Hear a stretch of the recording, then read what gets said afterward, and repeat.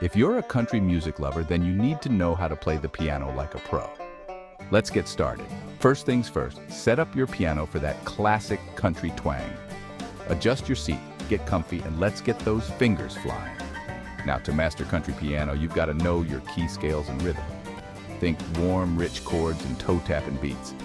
And don't forget those iconic licks from legends like Floyd Kramer. His slip note style is pure magic. Country music has deep roots in gospel and blues. So blend in that soulful vibe when you play. And practice those hand coordination exercises. It'll pay off, I promise. Next, let's talk about those famous country licks and chords. Try your hand at some honky-tonk rhythms and arpeggios.